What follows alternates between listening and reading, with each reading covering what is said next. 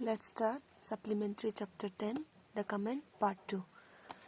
So, in the last chapter, in part 1, so far we have studied that Dattada was a scientist who discovered a comment which was named after him, Comment Datta, and many scientists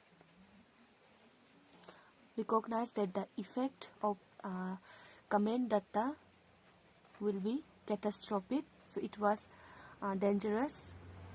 So they decided to hold a conference meeting.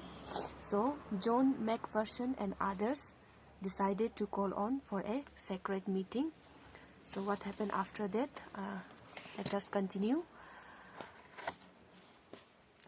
Dattada was among the many astronomers, computer scientists, nuclear physicists, space technologists, and biologists invited for the sacred conference.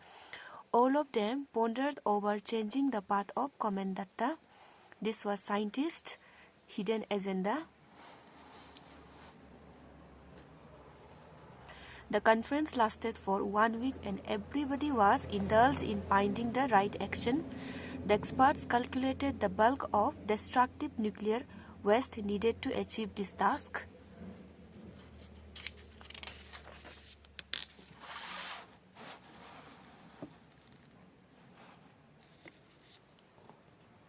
A timetable was finally drawn up for the operation and code name Project Light Brigade. It involved a series of events during which Sir John had risen quite great affinity for each other.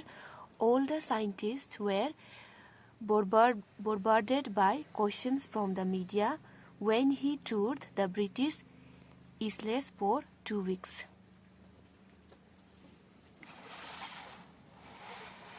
Come to the second part. Okay.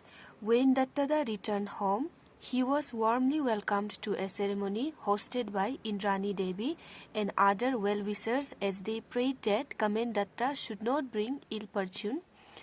But a scientist's delight is not in the rituals, elsewise in logic and analytical reasoning.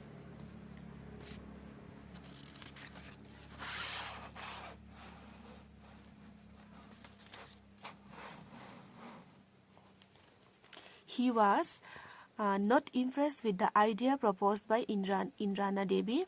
However, he had to participate in and outwardly enjoy the puja ceremonies. He was always in touch with Sir John, who had intimated him that the Church of the Light Brigade had begun.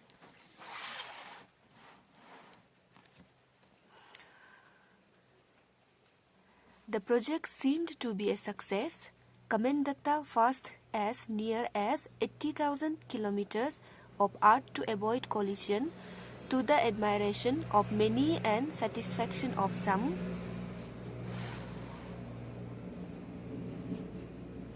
Indrana Devi was quite sure that all this was because of the yajna performed by the Guruji. However, Dattada owed their victory to Project Light Brigade. Both pictures and aspects offer different views of human society, conflicting between natural human instincts and rational thinking and reasoning. So, the summary of the chapter ends here.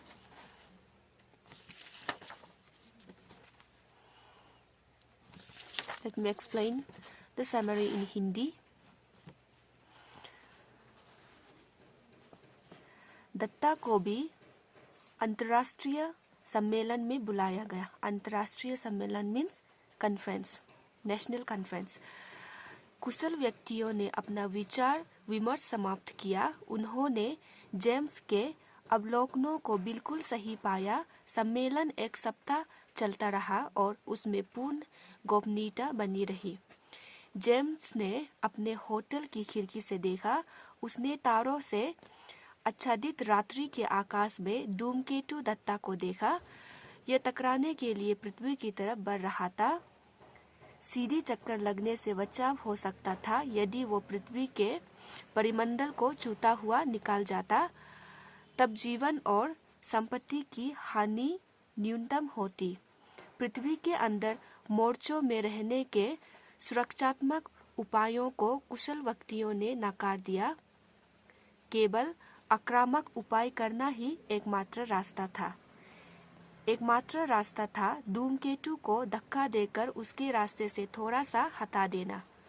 यह पृथ्वी पर उपलब्ध विध्वंसक आणविक शक्ति को अंतरिक्षयान में रखकर ऊपर भेजने से संभव हो सकता था। एक समय सारणी बनाई गई। यह डर था कि 15 दिसंबर को धूमकेतु पृथ्वी से टकरा जाएगा। दत्तदा ने डॉक्टर जॉन से पूछा कि वे सफल हो जाएंगे या नहीं। डॉक्टर जॉन संयस में थे। उसने उत्तर दिया कि 15 दिसंबर तक वो क्रिसमस के उपहार नहीं खरीदेगा। 2 सप्ताह तक दत्तदा ने ब्रिटिश टापुओं का दौरा किया। वापस आने पर मित्र और फ्रेंच द्वारा उसका गर्मजोशी से अभिनंदन किया गया। The second part. दत्तदा घर वापस आया। उसकी पत्नी ने घर में शांति यज्ञ का आयोजन किया हुआ था। दत्तदा ने सोचा कि इंद्राणी देवी ने यज्ञ इसलिए आयोजित किया था क्योंकि वो विदेश में चला गया था। वो इसे निषिद्ध नहीं मानता था। साथ ही अर्थहीन धार्मिक अनुष्ठानों में उसे विश्वास नहीं था। दत्तदा के छोटे भाई ने उसे बताया कि वे सभी बड़े व्याकुल रहे हैं जब से उसने धूमकेतु की खोज की है। शांति यज्ञ का उद्देश्य धूमकेतु की प्रेतात्मा को शांत करना है। यदि स्वयं दत्तदा यज्ञ को संपन्न कर ले तो धूमकेतु पृथ्वी पर कोई बुरा प्रभाव नहीं दर्शाएगा। दत्तदा ने उसे अंधविश्वास कहा। उसने उन सभी लोगों को प्रारंभिक विज्ञान से अनविज्ञ कहा। उसने स्पष्टीकरण दिया कि अब गणितीय गणनाओं द्वारा धूमकेतु की गतियों की सही पूर्व घोषणा की जा सकती है। उन्हें आगमन का पृथ्वी पर विध्वंस से कोई अन्योन्य संबंध नहीं है। उसने यज्ञ में भाग लेने में अपनी अनिच्छा दिखाई, फिर भी उसके घर यज्ञ संपन्न हुआ। दत्तदा सर जॉन मैकफर्सन के साथ पत्र व्यवहार करते रहे, परंतु प्रोजेक्ट लाइट ब्रिगेड का पत्र में कभी उल्लेख नहीं किया गया। इसका केवल सूक्ष्म रूप से संकेत दिया गया। अंधविश्वासी लोग अपने ही तरीके से चिंतित थे। इस अवधि में बहुत सारे दंपतियों ने गर्भाधान नहीं किया। धूमकेतु को उसके मार्ग से हटाने का कार्य अक्टूबर मास के बीच में प्रारंभ हुआ। आगे बढ़ते हुए धूमकेतु को रोकने के लिए अंतरिक्ष में विपुल मात्रा में आणविक विस्फोटक भेजे गए। यह विचार किया जाना था कि दूर नियंत्रण विस्फोट का कार्य किया जाएगा या नहीं। अपनी व्यग्रता में किसी और को शामिल किए बिना दत्तदा ने पाया कि धूमकेतु नंगी आंखों को साफ नजर आ रहा था। उसे 18 नवंबर को मैकफर्सन से विशेष संदेश मिला कि वो 15 दिसंबर को क्रिसमस के उपहार खरीदेगा। यह स्पष्ट संकेत था धूमकेतु के पृथ्वी से टकराने के फलस्वरूप होने वाला विध्वंस टल गया है। 15 अक्टूबर को दत्तदा धूमकेतु पृथ्वी के निकट था। फिर उसने अपना रास्ता बदल लिया और काफी दूर चला गया था। दत्तदा ने अपनी पत्नी को सूचित किया कि धूमकेतु ने पृथ्वी को कोई हानि नहीं पहुंचाई है। इंद्राना देवी ने इसे अपने घर पर किए गए यज्ञ का जादुई प्रभाव माना। उसके स्थान पर उसके पोते को बेटा दिया गया था। दत्तदा ने विवेकी मतलब वैज्ञानिक और अंधविश्वासी के अंतर का अवलोकन किया।